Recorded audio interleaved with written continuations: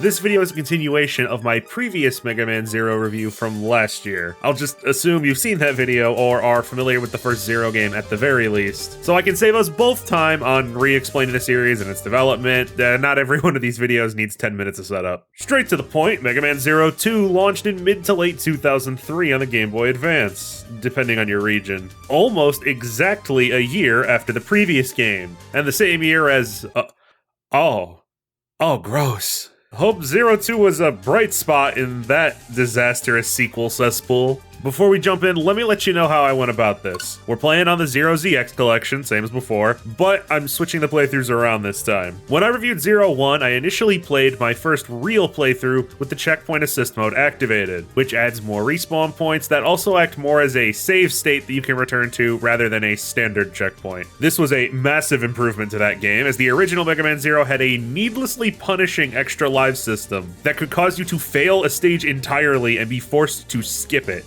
Zero 2 no longer does this, switching back over to a conventional live system that every other Mega Man game since the 80s has had. Thanks to this update, I ran my recording sessions in reverse this time. I played through the game normally to get an authentic experience, then used save assist on the second go around to more easily record, get various boss encounters, deaths for extra footage, all that. Doing at least 2 playthroughs was basically mandatory for this game, even if I wasn't doing it for review purposes, but we'll tear into that later. Let's start the show.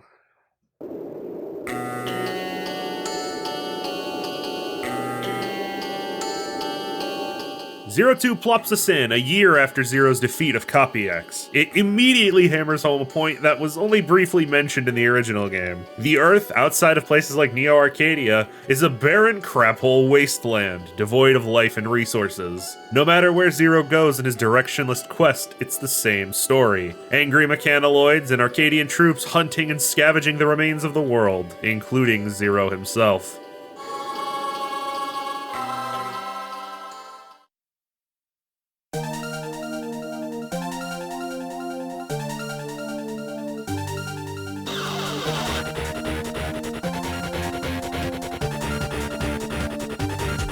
Speaking of Zero himself, he is worn down and in a state of great disrepair, communicated to us even through the pause menu, as it is now cracked and dull, with Zero's eyes being hollow, glazed over on his status portrait. I love little touches like this, using the game and its mechanics for storytelling. Excellent. Dr. Wily's favorite son isn't having a good day, let's leave it at that. Hey, maybe since Zero's so broken and weak right now, things will be a little more forgiving this time around. And we'll be gently eased into the nope, 3 bosses in the tutorial, suck it up, Buttercup, no breaks, life is endless pain.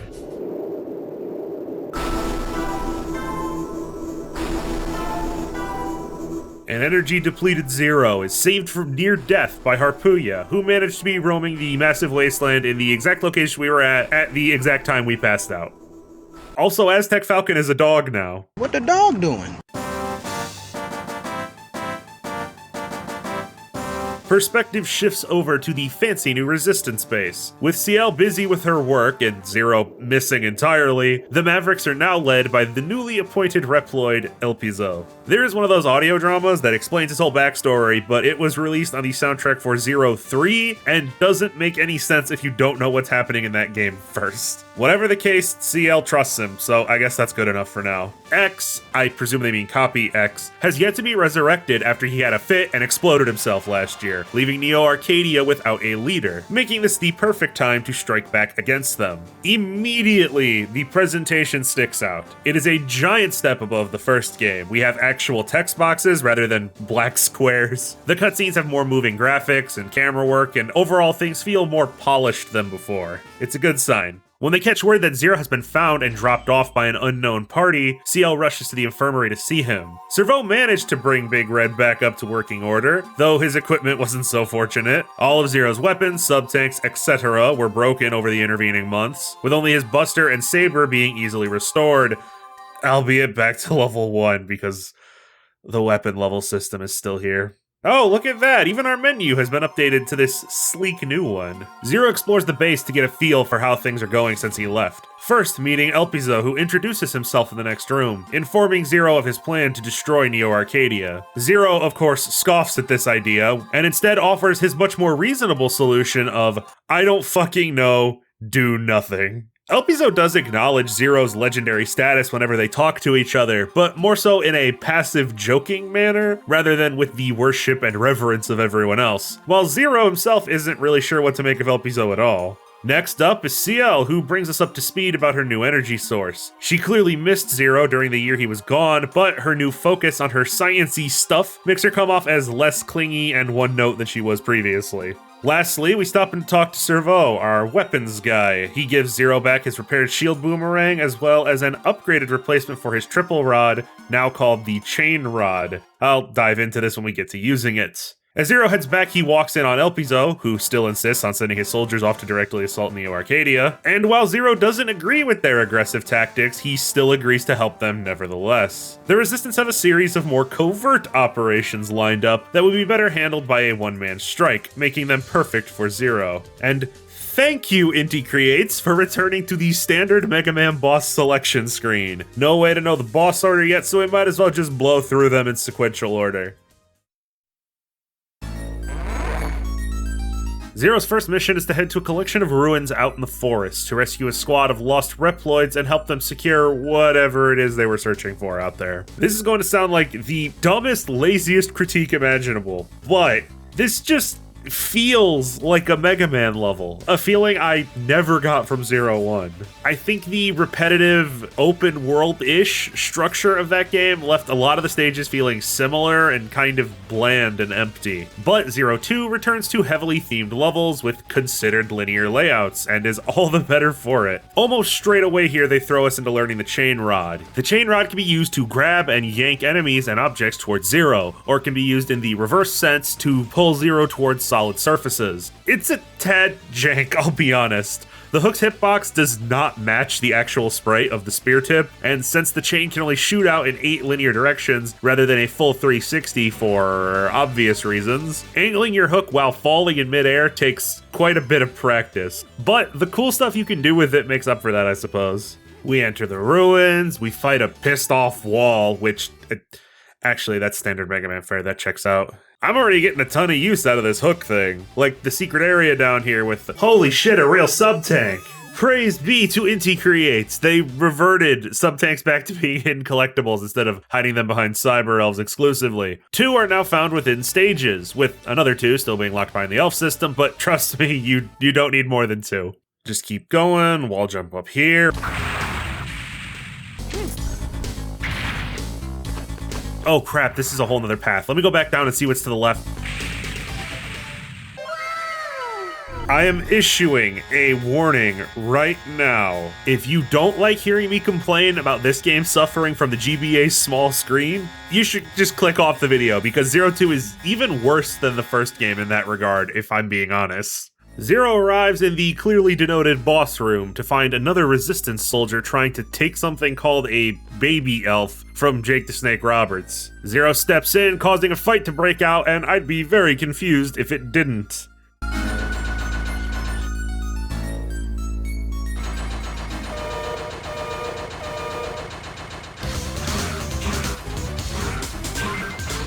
Highleg Orobuckle, oh my fucking god, I'm never making fun of the English names ever again, starts the fight by playing an unwelcome game of grab-ass before shifting and sliding the modular arena around to give himself an advantage. I consider myself lucky that I beat him on my second attempt and didn't get sent careening into the bottomless pit 100 times, because that sort of seems like my luck.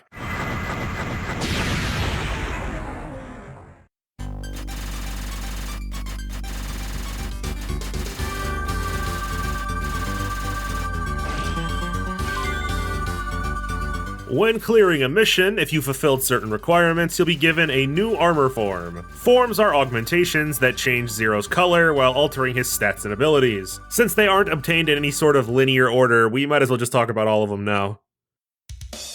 Energy Form messes with Zero's Saber combo, making it awkwardly slow and limits you to only 2 Buster Bullets on screen at a time. The trade-off being, allegedly, that life energy will drop more frequently with this form equipped. I noticed next to no difference. Energy already drops so frequently in this game. Certainly not enough of a difference that it would incentivize using this over some of the other forms. You get this form by picking up 25 life energies in a single mission.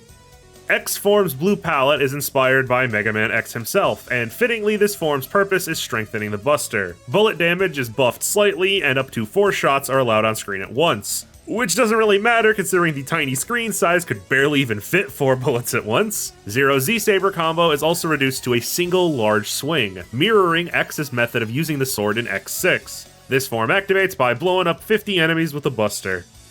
Defense Form, here we go. Reducing Zero's attack with every weapon, barring the Shield Boomerang, which is boosted. This form's use comes from its passive ability to halve damage taken. The Monkey's Paw style switcheroo here is meant to be that reduced damage dealt, but there's a quirk in the game design that renders it meaningless. The Charge Saber Slash isn't affected by form-based stat changes. So as long as you attack with a Charge Slash, which is the single strongest attack in the game anyway, there's no downside against bosses, making Defense Form basically free double health. This useful form is unlocked by killing 20 enemies with the Shield Boomerang. I don't understand this one at all. Erase Form gives Zero the ability to slice away projectiles with the saber, but only the small yellow bullets that enemies like the Pantheons fire. So it's the Shield Boomerang, but you have to time it. And your combo is once again reduced to a single swing. This is the worst form, easy, 100% worthless. You get this crap by deflecting 30 bullets with the shield. Active Form is a ton of fun to use, but it's hard to not feel like it even being here is kind of a slap in the face. The form's primary purpose is to restore the spinning slash attack from 0-1, which is no longer part of Zero's base kit. Yes, they removed a feature, then added it back as a power-up. I imagine because the spin slash completely trivializes every stage by effortlessly mowing down every single goon in your path. They earn back my respect, though, by adding this ridiculously fun Sonic the Hedgehog spin dash shit, and giving you a passive speed boost. I'm convinced this armor would have been blue if another form hadn't already taken that color. This armor is earned by defeating 20 enemies with a dash attack in a single mission. Alright, Power Form is baffling as it's both a near useless form and also the hardest form to acquire. Not due to any type of challenge, but because its unlock condition is near impossible to achieve through normal gameplay. Power Form gives you a strength increase to all attacks while reducing your speed and removing the saber combo. This increase in attack is so slight that it does not affect bosses at all, meaning Power Form is only usable against regular enemies, where something like Active Form would probably be better anyway. How do you unlock this thing? You have to pull an item 30 times in one mission. This is not happening. Even the 3 stages that have pullable blocks have maybe 10 pullable blocks tops, and most of those don't even have to be moved. Yeah, you can just pull the same block back and forth over and over, but I would be genuinely stunned if anyone other than a bored 9-year-old managed to find this form on accident without a guide.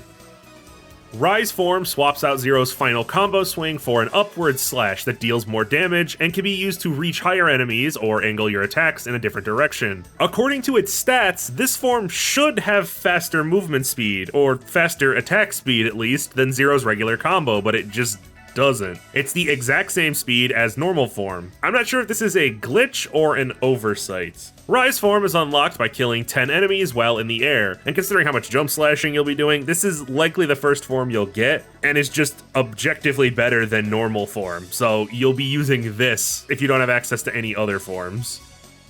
Proto Form is the one standard form that has no special unlock condition, becoming available automatically upon completing the game, which is technically an unlock condition, but you know what I mean. Proto Form is the game's hard mode. Literally, when you play hard mode, it forces you into this form at all times. This is because while Proto Form bestows a small damage buff, it makes Zero receive double damage and removes the ability to charge your weapons at all, barring the Shield Boomerang. As I said, this form is just a nerf designed for extra challenge. Okay, full disclosure, I cheated for this one. Ultimate Form is the final unlockable in Zero 2. By collecting and using every single cyber elf in the game, Zero's body becomes supercharged, boosting all of his stats. The power is so great that Zero can channel his energy without the need to focus it first. By inputting fighting game style commands, you can do charge attacks automatically with no windup. Is it worth it? No, not at all. The game is more than doable with no upgrades at all, and there's plenty of other far easier buffs to pick from should you decide to use them. It's a neat reward, I suppose, but by the time you get this, you will have mastered the game anyway, so it's not of much use. Plus, it's super easy to accidentally input one of the commands while you're just playing normally. While it's all a worthwhile idea, it's important to realize that these forms are tweaks to Zero's abilities, not full-blown new armor sets. Most of the changes are negligible, only adjusting various damage values by 1 or 2 pips, which I promise you is entirely unnoticeable on bosses. Active Defense and Rise being the only forms that really seem to have any serious application, in my opinion at least. But wait! There's more! Defeating bosses also brings the series formula back around with the return of copy abilities, in a sense. All the main bosses now drop an EX skill, a move used with one of your 4 weapons in combination with an element chip usually. But these powers aren't obtained so easily. You still remember that hunter rank mechanic, right? No? I didn't even mention it in the first video? Damn.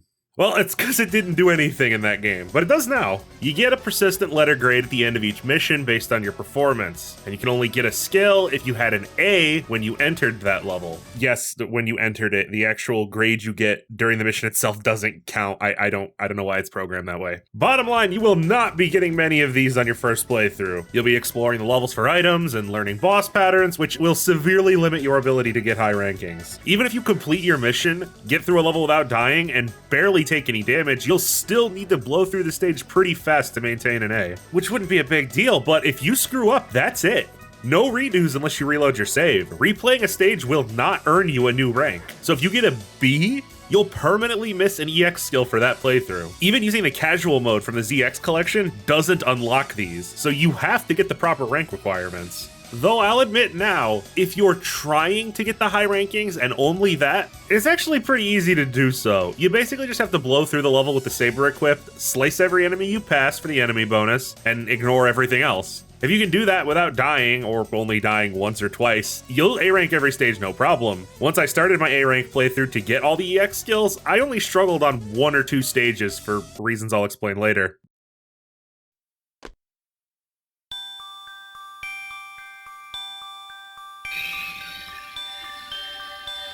Well, look who's back already. X explains that his rest has been disturbed by the baby elves as they cry out for their mother. I'm unsure if this is literal or metaphorical. A being known as the Dark Elf, a dangerous monster that X used his own body to seal away, explaining his current lack of a physical form, and his sudden disappearance from his leadership role in Neo Arcadia. Whatever these baby elves are, whatever they're capable of, the Resistance already possessed the first one, meaning they now have both, so that's good, maybe.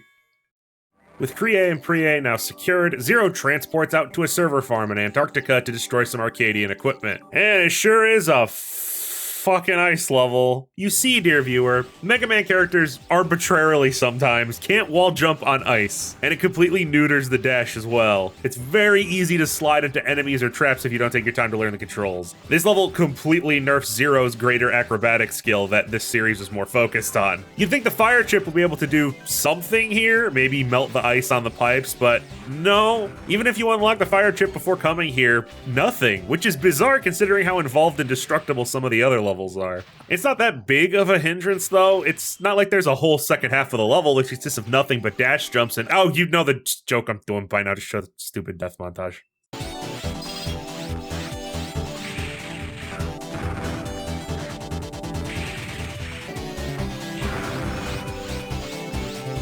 In stark contrast, the boss was... Here's the entire fight.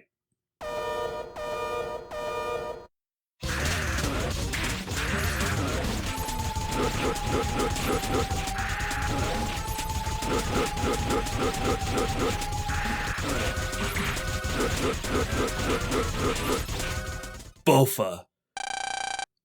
Bofa D's nuts! Next mission, shutting down a manufacturing plant. We have a new gimmick here in the form of small floating robots that fly away in the direction you hit them, exploding on contact with any solid surface. There's some pretty neat challenges involving these things for extra crystals and such. They're finicky, don't get me wrong, but it's still a unique level interaction that's actually got some merit to it, rather than forced stealth or some other such nonsense. After destroying all the facility's generators, Phoenix Boy suddenly pops into the room for a battle. I don't know why he waits until you destroy the last one to show up. He has a lot of attacks, diving, duplicating himself in an attack that is entirely based on RNG, as you have to guess which clone is real with no indicator of any kind. Made up for by an attack that is so cool, I had to refight the boss and purposely fuck up so you could see it.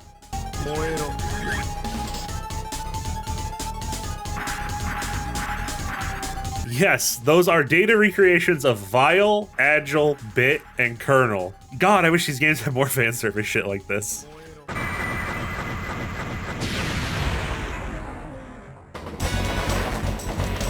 Next level is a train. It's a train level, that's all. There's a part where you have to protect a stack of boxes for a truly comical amount of time. So there's that. Soundtrack fucking slaps though.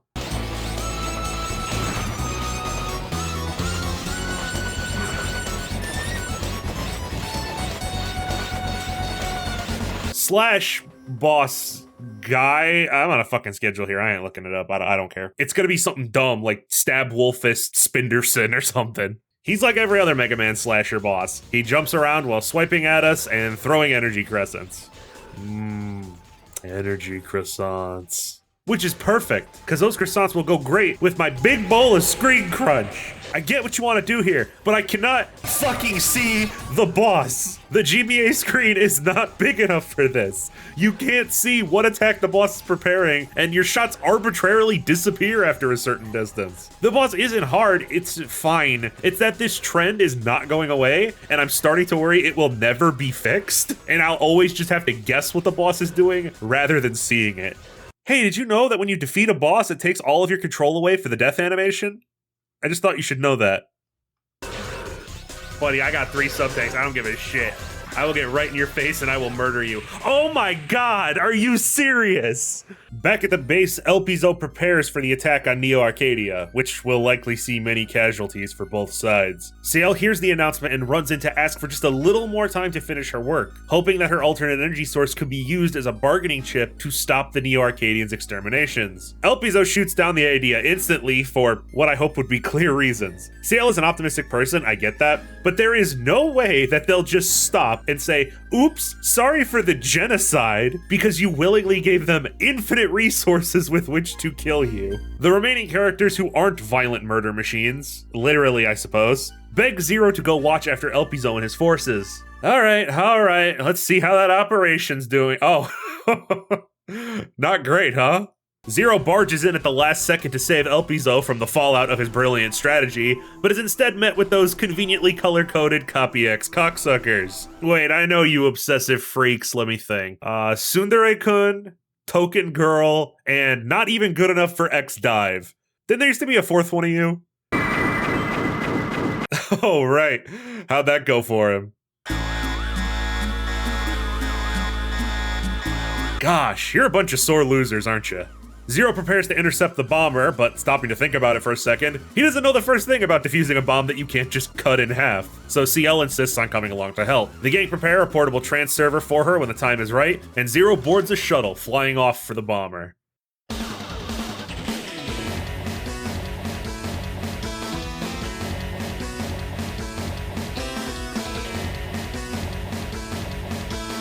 Oh my god, this is so fucking rad. Hey, did you want the Bastard Child the Quickman stage? No? Well, it's here anyway. The innards of the bomber are protected by these incredibly powerful lasers that can be temporarily deactivated by destroying their regenerating power source. 2 roadblocks here. The enemies here are very annoying and respawn if you so much as think about scrolling the screen over. It's mostly these rotating element launcher things that will constantly throw different patterns of shit at you. Then there's also the timer on the gates themselves. At the rate these barriers regen, you'll need flawless timing to get through some of these. Hell, one of them I'm convinced is impossible, unless you try freezing them. Using the ice chip, you can encase the power cores in ice for an extra second before they break, giving Zero more leeway to get where he needs to go. See, this is the kind of interesting environmental interaction with the element chips I wish more of the levels had.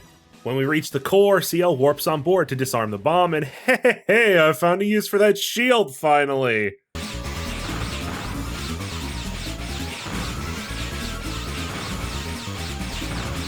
Yeah, a minute would have been too short. Better tack on the extra 30. CL turns off the bomb and escapes, but the worsening storm is interfering with Zero's transfer, forcing him to escape out the cargo hold. He manages to flee the exploding plane and lands aboard a resistance ship bound for home. I don't even know how this guy got here. Was he on the ship we were on? Why didn't he stop us from defusing the bomb? And if he wasn't on the ship we were on, why wasn't he? He should have been protecting the bomb, right? He's a beetle. I feel like I fought a beetle before. Oh, he's the brother of that other guy who was tossed into the last game at the final second.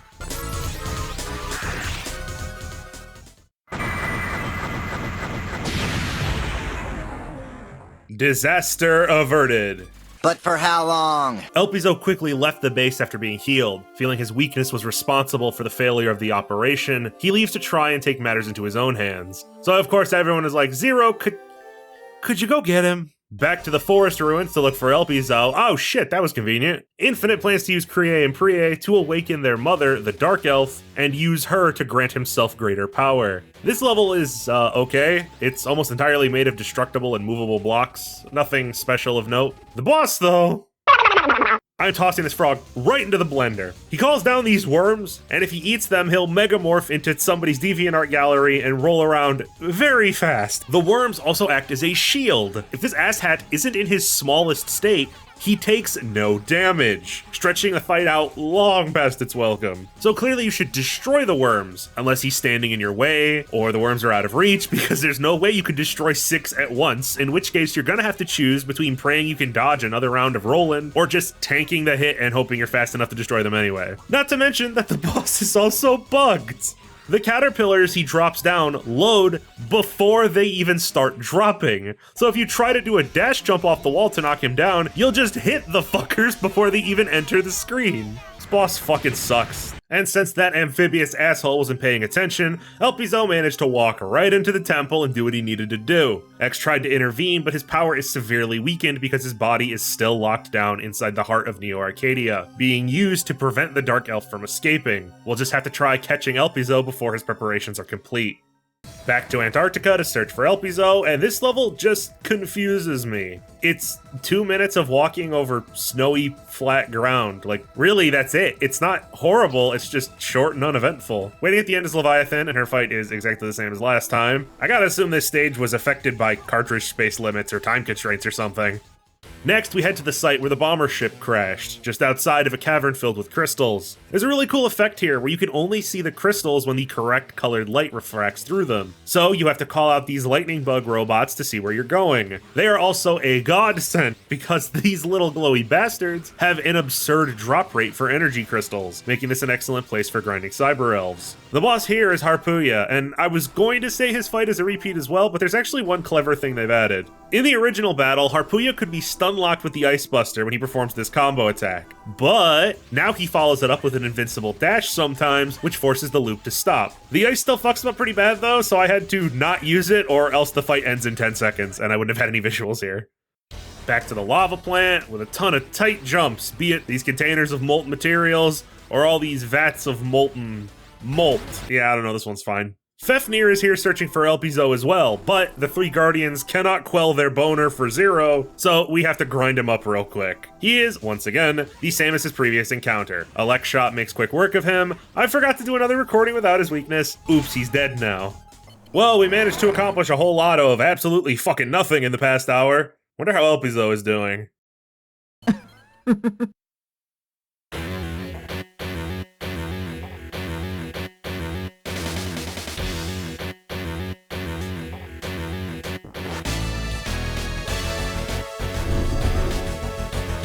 Ooh, he's doing the anime close to the camera thing, so you know he's completely snapped. Edgelord calls us from the depths of the city, a place known as Yggdrasil, to politely let us know that he's about to screw everything up. X pops in to let us know he can try to distract Elpizo for a while, but Zero's still gonna have to swing by and lend a hand if they want to get rid of this guy.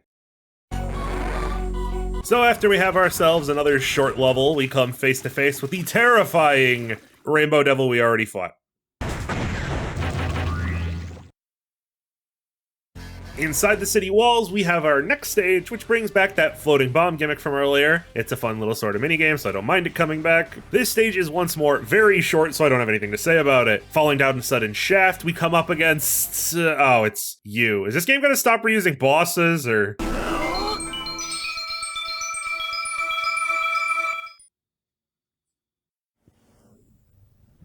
Are you serious? So, you remember that armed phenomena power-up thing that Copy X did? Well, his fucking spawn can do it too. Two much less visually impressive results. Don't let the design trick your precious brain into thinking this will be an interesting boss, though. You can destroy his 4 separate cannon arm whatevers, but that's less an optional extra and more a natural consequence of trying to hit his stupid little head. Why more tiny heads? Enjoy easily dodging the exact same standard mind-numbing fire pattern over and over. You know, I don't really get why the Guardians are so obsessed with fighting Zero right now. They're supposed to be extensions of X's will, and X is currently getting smashed up down in the basement. So why are you ding-dongs up here fighting me when you should be helping your dad? Area 2, Temple of Ice. Great, more of these goofy-ass ice physics. You could just chain hook over the pillars in the first room. The second room is just a long elevator where nothing happens. What? These Neo Arcadia stages are like 30 seconds long. What do you want? What do you want me to say?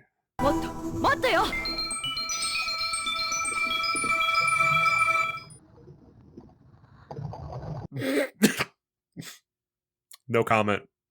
Fortunately, Leviathan's very weak to fire, and a few charged slashes send her off to her room to think about what she's done. Let me guess, the Temple of Wind? This is the most bizarrely generous level I've seen in this game, or 0-1. It has easily grindable enemy spawns for filling sub-tanks or getting energy, and a ton of easily accessible extra lives. The level itself is nothing special, the electric gates return, but it's just platforming after that. Now to go beat up Harpuya, and it appears I am late to the festivities. Elpizo plans to use the power of the Dark Elf to kill all humanity, which I just kind of assumed was his plan anyway, but he still has a little more work to do. Being the most sane of the Guardians by this point, Harpuya actually has no intention of fighting Zero, but is forced to by Elpizo and the baby elves, while the former runs off to finish X.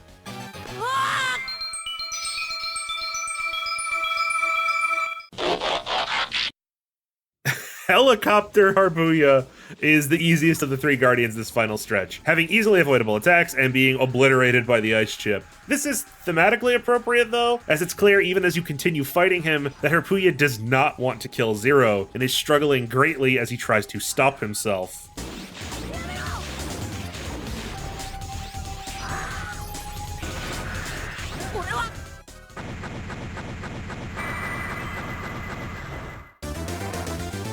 Okay, all the Guardians have been defeated. Should be a straight shot to the heart of Neo Arcadia. Oh!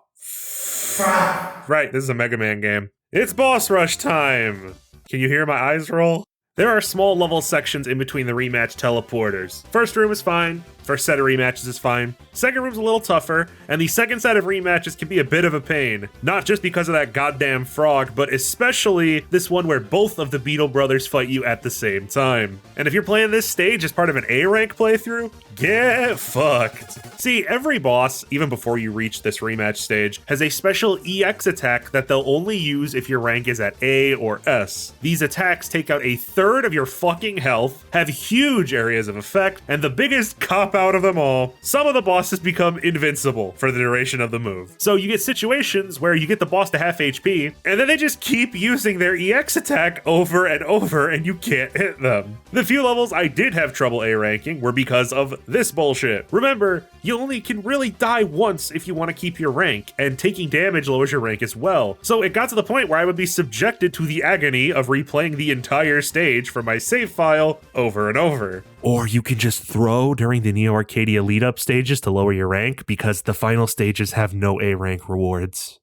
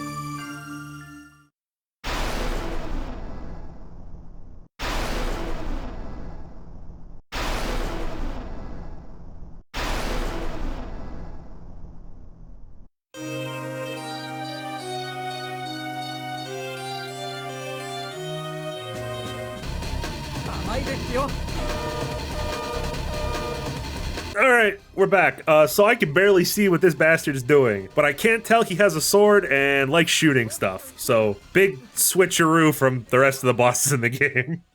Elpizo actually becomes much easier if you just rush him down. He seems to mainly use his shield if you're close to him, which is good because one of his attacks is some straight bullshit and you want to discourage him from using it whenever possible. He'll launch this ring of purple orbs that steals your life, and he loves to spam this repeatedly. I have no idea how to consistently dodge it. It seems like you dash towards him and jump, but I played this fight 3 times in various recordings, and it still seemed kinda hit or miss. I eventually ended up on the rushdown strategy because it seemed to have stopped him from using the move entirely.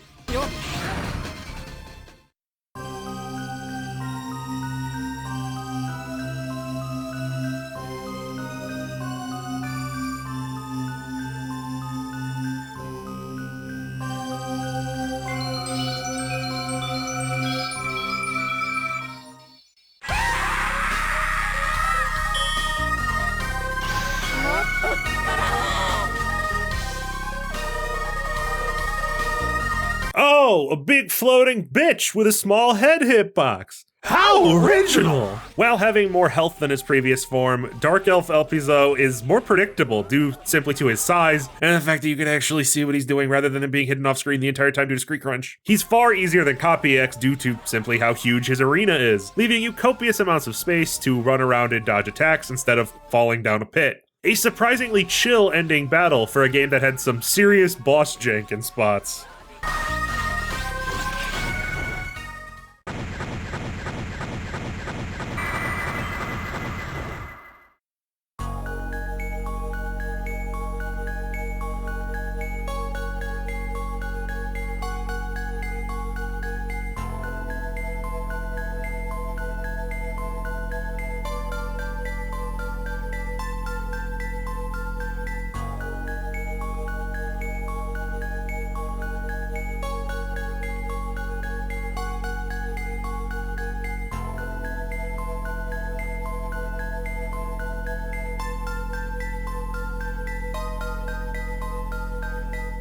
For a brief moment, the Dark Elf is purified and heals Elpizo by turning him into a cyber elf. That's what I'm guessing is happening here. And he flies off to robot heaven or cyberspace or something. Zero ponders why this monster feels so familiar to him, as we watch the Dark Elf quickly revert to its negative form. X appears for one last time to explain to Zero that the Dark Elf wasn't always this evil force. Originally known as the Mother Elf, she was one of the very first Cyber Elves. Zero thinks he recognizes her because the Mother Elf was the result of his first sealing. Zero locked himself away to be tested on to find a cure for the Maverick virus that he himself was kind of the source of. And eventually, said cure was discovered and manifested in the form of the Mother Elf. So X used the Mother Elf's power to remove all forms of the Maverick virus from the world and finish off Sigma permanently. At some point afterwards, a man named Dr. Vile managed to steal the Mother Elf and corrupt her for his own selfish purposes.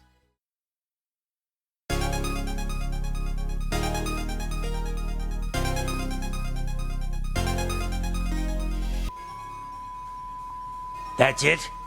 Okay, yeah. Immediately, this is Mega Man Zero 2's biggest story problem. The entire plot is a glorified lead-up to Zero 3, having to re-establish Zero's connection to the Resistance, the Dark Elf, X's body being destroyed, and bringing Dr. Vile into the picture, before abruptly ending with no real conclusion of any kind. In the larger scope of the series, this game could have been a 2-minute text crawl rather than an entire game. That's not to say I disliked the plot. There's definitely a lot more character building and such going on here compared to the first game. While Copy X had a more intriguing concept, he is a non-entity until the last 5 minutes of Zero 1. While we watch Elpizo go from a well-meaning, if slightly egotistical leader, to desperate man seeking power to save his friends, to a completely corrupted dickbag who becomes the very thing he was fighting against, before realizing the error of his ways in his final moments. Zero himself talks more and more frequently gives his opinions on what's happening around him, but he's still rediscovering himself at this point, so his aloofness hasn't completely disappeared. CL starts off more interesting, dedicated to her research and peaceful solutions, until Elpizo disappears in the second half of the game, where every line from her is back to whining about Zero. So close. The game decides to at least start addressing what the hell happened between the X games and now, which as a fan of the entire Mega Man franchise is great, but 03 is where that stuff will really kick into high gear.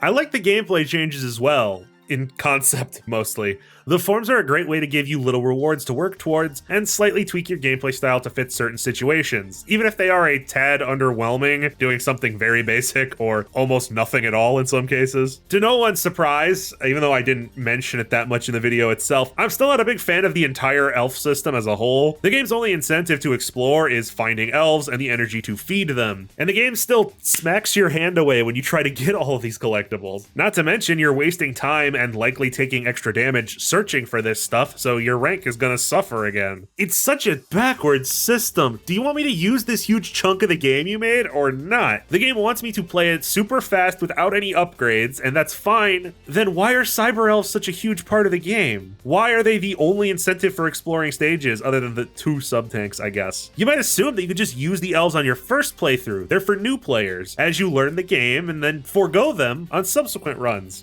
About that, when you start New Game Plus, you carry over your forms, EX skills, and cyber elves. This includes the effects of any cyber elves you've previously activated, which includes the penalties accrued from said activation. Say you just fought the final boss and wanted to try out all of your stuff before ending the game. That file is now basically garbage, as the cyber elf rank bonus lowers each time you use one. Even a small hit to this value is going to make getting the 85 point minimum for an A rank incredibly hard, if not impossible, as you'd have to get a perfect 100 score on the stage. So the game rewards your exploration by saying, delete your file and try again, you dumb little bitch. But John, it's supposed to be a trade-off. You use the elves or the EX skills, it balances them out. No, what balances the EX skills is the difficulty of obtaining them, and the fact that most of them aren't very good. And what balances the cyber elves is the fact that they are hidden and the 4,000 crystals it costs to use them. They don't need to be balanced or have a trade-off. Their trade-off is that you have to find them and you can't use them without grinding. That's more than enough. Final word on this system. I don't need the cyber elves. The 2 sub-tanks and the forms are more than enough to get you through the game, easily. I'm just saying that if you want players to explore your levels, you need to give them a real reason to do so that doesn't involve blocking off other features in the process, forcing multiple playthroughs. Even with all that in consideration, though, 02 still blows the first game out of the water in basically every aspect. It's very obvious that Inti Creates is starting to find their footing with this sub-series, and if the endless swarms of people online are to be believed, we're in for something special with their next attempt. Oh, before I go, maybe don't have a 10-minute long unskippable intro segment and unskippable cutscenes, and your game based entirely around replay value. Assholes. Hey there, Merry Crimbo and Happy Holidays. I don't really have a lot to say for this end card because I'm on a very strict time schedule here. We'll talk more about the end of the year and what's coming up next during the holiday stream, so I hope to see you there. And I am, of course, still very grateful for all of the members of Team Colonel over on the Patreon who allow me to do this dumb shit that I do. If you would like early videos and some extra videos that may or may not be Battle Network related, then you could head over there and drop $1 to join Team Colonel. It's a wonderful, beautiful organization full of the kindest corns you've ever seen. Thanks again for watching, everybody. Bye-bye.